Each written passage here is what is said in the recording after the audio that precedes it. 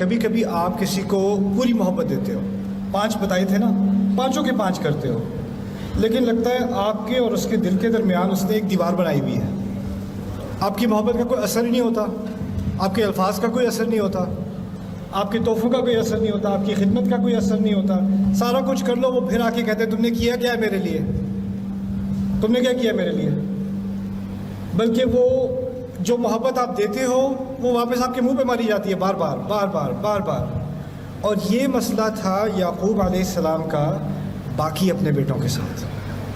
دیکھیں، یہ سوچنے کی کوشش کرو، اگر گھر میں کوئی بات ہو رہی ہو، مشکل بات ہو رہی ہو، جیسے آپ کے فرض کرو 3-4 بہن بھائی ہیں، تو جو آپ کے پیرنٹس ہیں نا، وہ دوسرے بہن بھائیوں کی بری بات آپ سے نہیں کریں گے، ٹھیک ہے نا.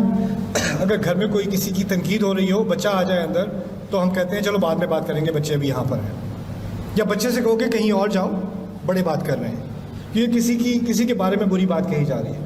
عجیب چیز یہ ہے کہ یوسف علیہ السلام سے ان کے والد نے یہ کہا کہ تمہارے بھائی تمہارے خلاف بڑی بری اسکیم بنائیں گے، فَيَكِيدُ لَكَ كَيْدًا. پھر شیطان کا بھی ذکر کر دیا. بچے سے کیوں کیا؟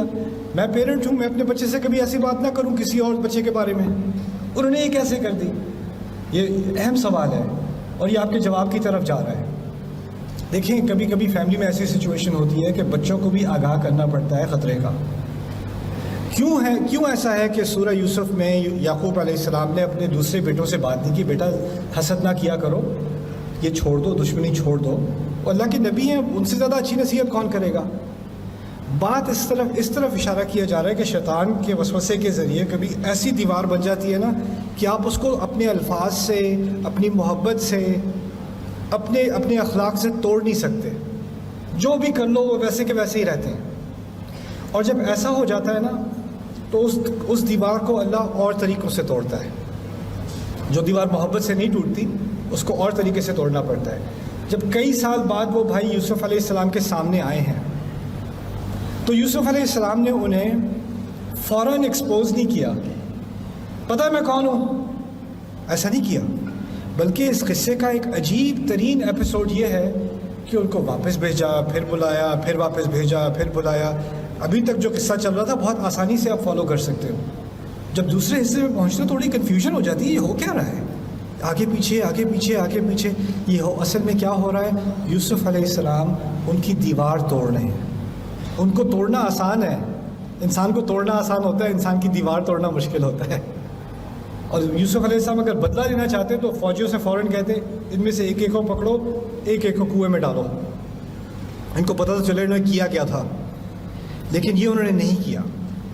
اب اس کی میں آپ کو ایک پریکٹیکل مثال دیتا ہوں، قصے سے نہیں، ہماری زندگیوں میں سے.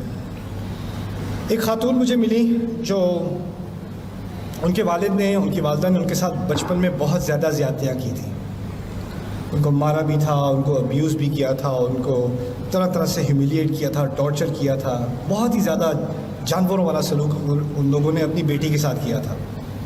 یہاں تک کہ جب اس بیٹی کی شادی بھی ہوئی تو وہ اس لیے اس نے جلدی کی شادی میں کہ کسی طرح اپنے ماں باپ سے ان کے گھر سے نکل جاؤں، اس عذاب سے میں بچ جاؤں جو اس کے ماں باپ نے اس پر کیا.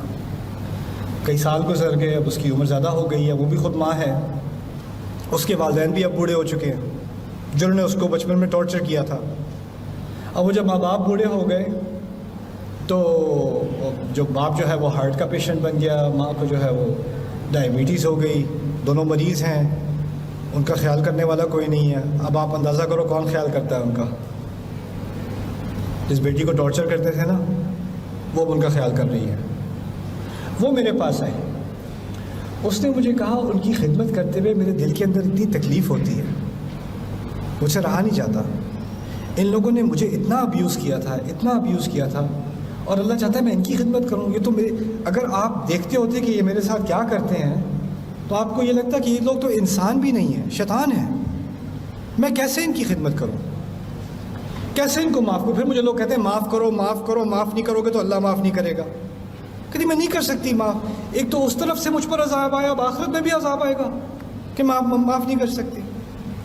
میں نے سوال پوچھا کس نے آپ سے کہا ہے کہ معاف کرنا فرض ہے؟ کہاں سے غلط فہمی ملی ہے آپ کو؟ وَلَمَنِ انتصر بعد ظلمه فَأُولَئِكَ مَا كَانَ عَلَيْهِم مِّن سَبِيلٍ. اگر کوئی اپنی مدد کرنے لگے اگر انصاف کی طلب کرے، اس کو باقاعدہ ڈیمانڈ کرے، اس کے خلاف آپ کوئی کیس نہیں کر سکتے. اللہ تعالیٰ نے اس کی کھلی چھٹی دے دی. اور پھر بعد میں بھی یہ بھی کہا ہے فمن عفا واصلح فاجرہ علی اللہ، جو معاف کر دے اور ریکنسائل کر سکے، کر لے، اس کا اجر اللہ کے ہاتھ، اس کے اللہ کے ذمہ ہے. لیکن یہ کسی نے کوئی کنڈیشن نہیں ڈالی لازمی ہے معاف کرنا. یہاں تک کہ یوسف علیہ السلام کے بیٹوں نے ان کو اتنا ٹارچر کیا تھا، اتنا ٹارچر کیا تھا، آپ کو شاید علم نہ ہو، ان کی بیویاں بھی اپنے سسر کی توہین کیا کرتی تھیں، ان کے پوتے بھی اپنے دادا کی توہین کیا کرتے تھے. لولا ان تفندون میں اس بات کی طرف اشارہ ہے. یعنی صرف بیٹے ہی توہین نہیں کرتے تھے، ان ابانا لفی ضلال مبین انک فی ضلالک القدیم، بلکہ ان کا پورا گھرانہ ایک نبی کو جانتے ہوئے کہ وہ نبی ہیں کئی سالوں ان کی توہین کرتے رہے، وہ ٹارچر سے گزرے ہیں. اور بعد میں جب سارا معاملہ حل ہو گیا تو آتے ہیں ہمارے لیے بھی دعا کر دیں، یا ابت استغفر لنا. یہ کوئی آسان کام ہے؟ یہاں تک کہ نبی کے لیے بھی آسان نہیں ہے. اس نبی نے بھی کہہ دیا، یہ نہیں کہا اجل یا ای یا نعم، کہا سوف استغفر لکم ربی، کروں گا ذرا بعد میں، ابھی نہیں، ابھی دل تیار نہیں ہے. اب وہ معافی مانگنے آ بھی رہے ہیں لیکن ابھی دل تیار نہیں ہے. اس چیز کو بھی اللہ تعالیٰ نے اکنالج کیا ہے، اللہ تعالیٰ نے انسان کی تکلیف کو اکنالج کیا ہے. تو اگر آپ کے دل میں ایک سختی آ گئی ہے نا، تو ایک طرح سے تو آپ انسان ہو، آنی تو تھی. جس کے ساتھ سختی کی گئی ہو اس کے دل میں سختی تو آئے گی. اللہ تعالیٰ نے ہمیں انسان ہی بنایا آخر کار. لیکن اگر آپ کو اس کا حل چاہیے نا، تو یا تو آپ انتظار کریں اس وقت تک جب آپ اس پوزیشن میں ہو کہ آپ اس بات کو، یعنی بدلہ لینے کی بات نہیں ہے، دیوار توڑنے کی بات ہے، اس کو آپ ایڈریس کر سکیں. جیسے اس عورت نے کہا کہ میں اپنے ماں باپ کو معاف کرنا چاہتی ہوں، میں کر نہیں سکتی. میں نے کہا اگر کرنے کا کوئی امکان بھی ہے نا، تو اس کا پہلا سٹیپ یہ ہوگا کہ آپ کو ان کی غلطی سے ان کو آگاہ کرانا پڑے گا، آپ کو کنفرنٹ کرنا پڑے گا. دیکھیں آپ نے یہ کیا تھا، آپ کو یاد ہے، آپ نے جو کیا تھا آپ کو یاد ہے. دیکھیں یوسف علیہ السلام کچھ غلطی کا ذکر کیے بغیر بھی معاف کر سکتے تھے، ٹھیک ہے نا. لیکن جب انہوں نے کہا ہے نا هل علمتم ما فعلتم بيوسف واخيه، کیا جانتے ہو کیا کیا تھا تم نے یوسف اور اس کے بھائی کے ساتھ؟ اذ انتم جاہلون، جب تم اپنے ہی جذبات میں گم تھے. جب تم جہالت کا تعلق جذبات سے بھی ہے، جب تم اپنے جذبات میں گم ہو کے تم نے جو نفرت دی ہے مجھے، میرے بھائی کو، جانتے ہو تم نے کیا کیا تھا. یعنی کنفرنٹ کرنا پڑتا ہے. اگر کنفرنٹ نہیں کرو گے تو وہ دیوار نہیں ٹوٹے گی. اور ہو سکتا ہے اس دیوار ٹوٹنے کے بعد پھر امکان ہوتا ہے، ہو سکتا ہے کہ میں معاف کر سکوں. لیکن جب تک وہ نہیں ہوگا نا، تو معافی جو ہے وہ بھی آرٹیفیشل ہوتی ہے. اس طرح ہم لوگ، بچوں کی لڑائی ہوتی ہے تو کہتے ہیں چلو گلے لگو، ہاتھ ملاؤ، مسئلہ حل ہو جاتا ہے ایسے. وہ گلے لگاتے ہوئے بھی میں تجھے چھوڑوں گا نہیں،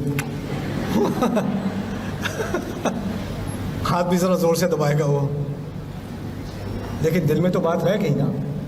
ہم اوپر سے مسئلہ حل کرتے ہیں، اندر کا مسئلہ حل نہیں کرتے. اندر کا مسئلہ تبھی حل ہوگا جب آپ کسی کو کنفرنٹ کرو گے.